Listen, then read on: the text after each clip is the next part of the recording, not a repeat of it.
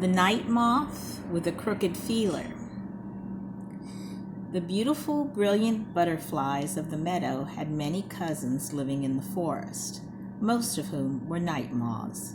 They were also very beautiful creatures, but they dressed in duller colors and did not have slender waists. Some of the butterflies, wear whole gowns of black and yellow. Others have stripes of black and white, while some have clear yellow with only a bit of black trimming the edges of the wings. The moths usually wear brown and have it brightened with touches of buff or dull blue. If they do wear bright colors, it is only on the back pair of wings, and when the moth alights, he slides his front pair of wings over these and covers all the brightness. They do not rest with their wings folded over their heads like butterflies, but leave them flat. All the day long, when the sun is shining, the moths have to rest on trees and dead leaves. If they were dressed in yellow or red, any passing bird would see them, and there is no telling what might happen. As it is, their brown wings are so nearly the color of dead leaves or bark that you might often look right at them without seeing them. Yet, even among moths, there are some more brightly colored than others, and when you can find that part of the family quietly dressed, you can know it is because they have to lay eggs. Moths are safer in dull colors, and the egg layers should always be the safest of all. If anything happened to them, there would be no caterpillar babies. One day, a fine-looking Cecropia moth came out of her chrysalis and clung to the nearest twig while her wings grew and dried and flattened. At first, they looked like tiny brown leaves, all drenched with rain and wrinkled by somebody stepping on them. The fur on her fat body was matted and wet, and even her feelers were damp and stuck to her head. Her 6 beautiful legs were weak and trembling. She moved her body restlessly while she tried again and again to raise her crumpled wings. She had not been there so very long before she noticed another Cecropia moth near her, clinging to the underside of a leaf. He was also just out of a chrysalis and was drying himself. "Good morning," he cried. "I think I knew you when we were caterpillars. Fine day to break to the chrysalis, isn't it?" "Lovely," she answered. "I remember you very well. You were the caterpillar who showed me where to find food last summer when the hot weather had withered so many plants." "I thought you would recall me," he said, "and when we were spinning our chrysalids, we visited together. Do you remember that also?" Miss Cecropia did. She had been thinking of that when she first spoke, but she hoped he had forgotten. To tell you the truth, he had been rather fond of her the fall before, and she, thinking him the handsomest caterpillar of her acquaintance, had smiled upon him and suggested they spin their cocoons near together. During the long winter, she had regretted this. "I was very foolish," she thought, to encourage him. "When I get my wings, I may meet people who are better off than he. Now I shall have to be polite to him for the sake of old friendships. I only hope that he will make other acquaintances and leave me free. I must get into the best of society." All this time her neighbor was thinking, "I'm so glad to see her again, so glad, so glad. When my wings are dry, I will fly over to her, and we will go through the forest together." He was a kind, warm-hearted fellow who cared more for friendship than for beauty or family. Meanwhile, their wings were growing fast and drying and flattening, so by noon they could begin to raise them above their heads.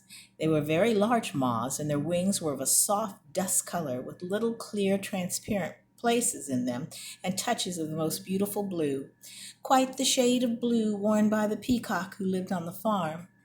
There was a brown and white border to their wings, and on their bodies and legs the fur was white and dark orange.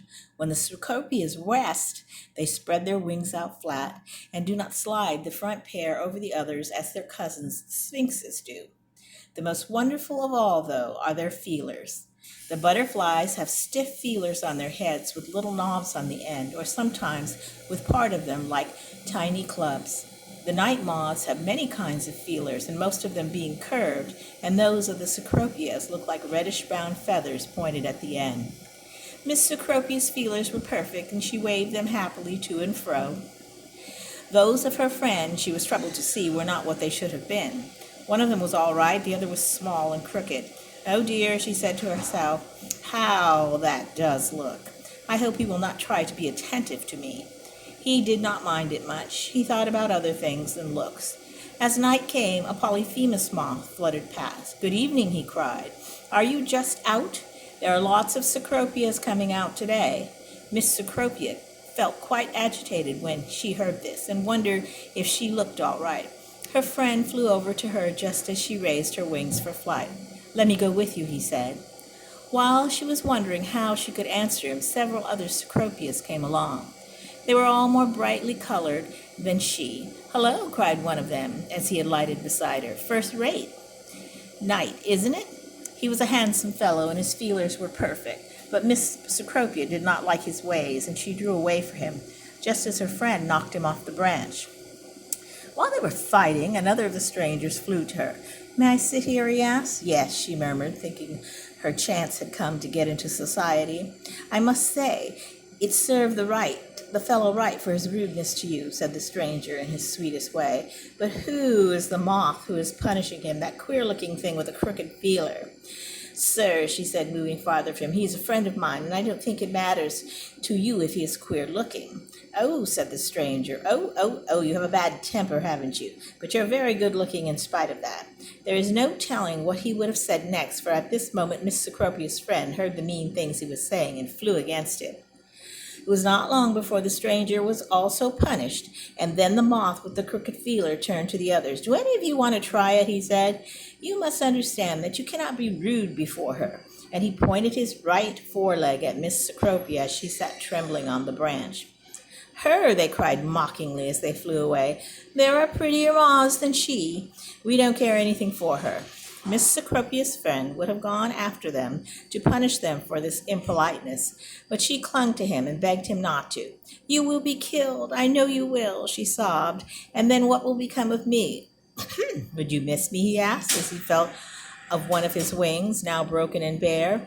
Yes, she cried. You are the best friend I have. Please don't go. But I am such a homely fellow, he said. I don't see how you can like me since I broke my wing. Well, I do like you. Your wing isn't much broken after all, and I like your crooked feeler. It is so different from anybody else's. Miss Cecropia looked very happy as she spoke, and she quite forgot about how she once decided to go away from him. There are some people, you know, who can change their minds in such a sweet and easy way that we almost love them the better for it. One certainly could love Miss Cecropia for this, because it showed that she had learned to care more for a warm heart and courage than for whole wings and straight feelers. Mr. Cecropia did not live long after this, unfortunately, but they were very, very happy together. And she often said to her friends, as she laid her eggs in the best places, I only hope that when my caterpillar babies are grown and have come out of their chrysalids, they may be as good and brave as their father was.